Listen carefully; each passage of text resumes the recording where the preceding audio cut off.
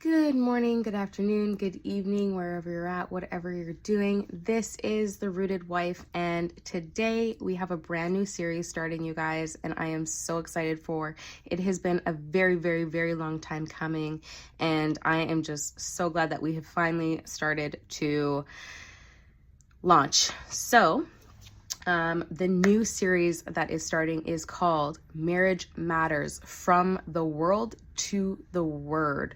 We are transforming marriages with this series. That is the hope anyways.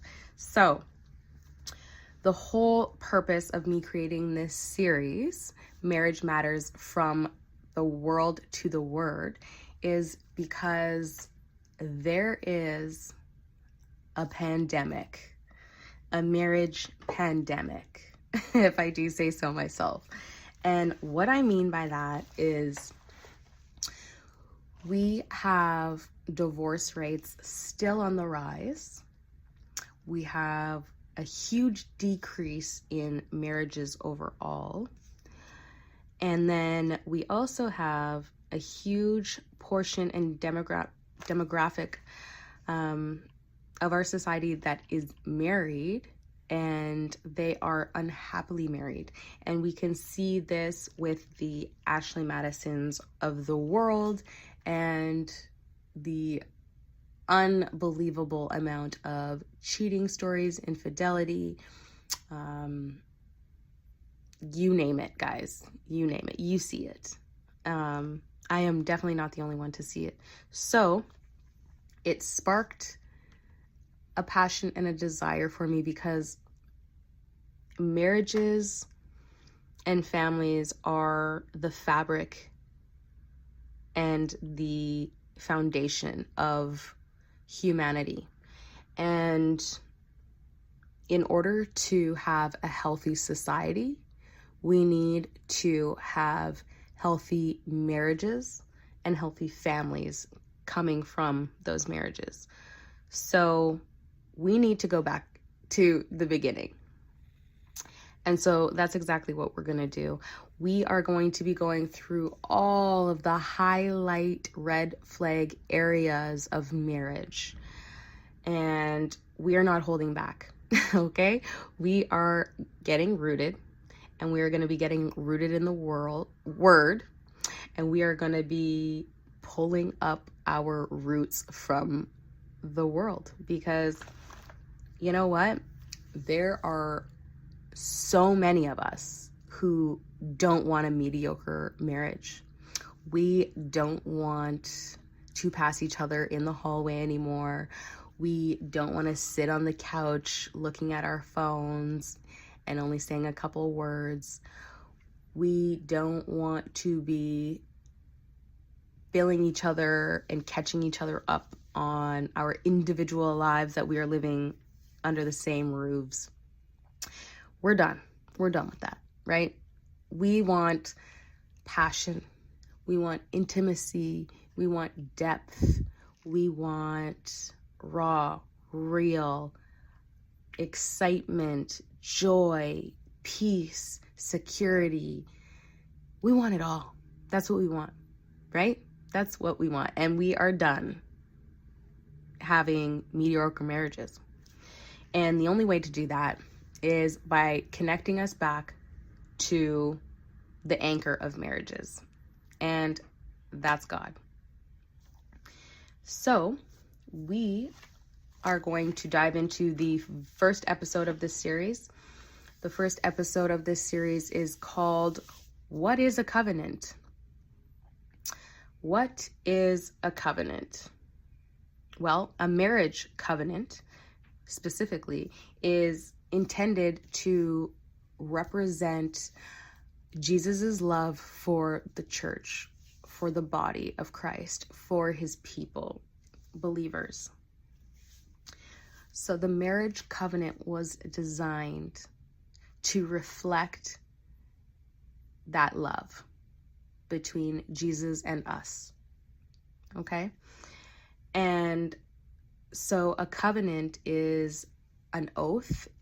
It's an agreement that we make with God, okay? God, between God and his people. And the reason why God made this covenant was because he knew that he needed to be in the middle of that covenant, of that marriage covenant, because he is the one that decides how marriage works. And he is the one that lays out the specific conditions and the requirements needed to have a fruitful marriage that he promises to bless.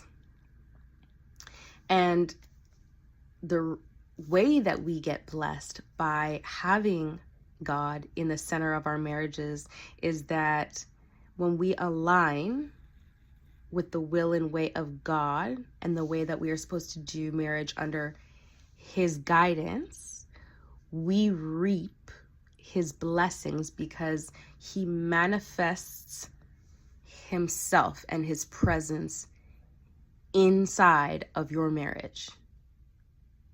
God himself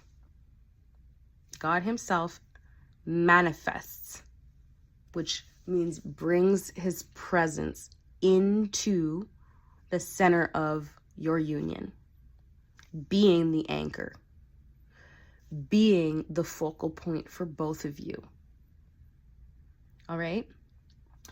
And so now marriage, and I'm talking about worldly marriage, contract marriage, is vastly different because there is no divinity of God's presence. There is no blessing because you never made a promise, you never made an oath, or came into agreement with God and his institution.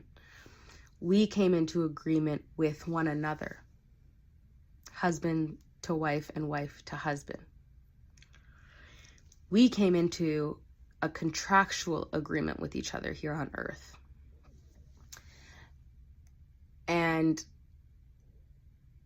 there are terms and conditions that we individually lay out for each other in terms of how the success of that marriage is going to go, right?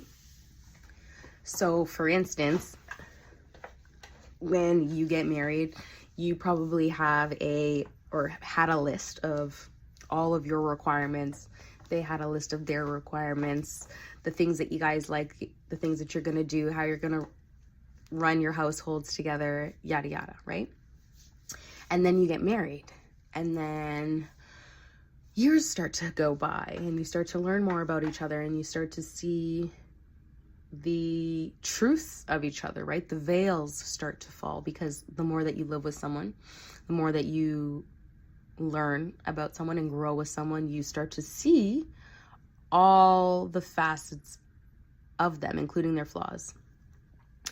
And then our terms and our conditions begin to change, and they begin to not be so set, right? We start to become a little wishy-washy, and we start to think, is this really what I want? Is this really what I picked? Maybe I don't like these terms and conditions, and I think actually I'm going to leave this situation and I'm going to go somewhere else that serves me better. This is what we do in marriage, right? We say things like, we just fell out of love. We say things like, we're roommates. We're just like best friends. There are so many, the kids are gone, right? Like there's so many reasons that we say, this isn't working anymore for me, and I need to just bow out of this because it's not serving me anymore. And we are looking around, and we are seeing broken marriages left and right, guys. And people are leaving these marriages, and they are wounded. they are put in fight or flight. And now they have how many other bags of trauma that they need to work through, issues that they need to work through, and pick up the pieces of what was their life. And, you know, within a covenant,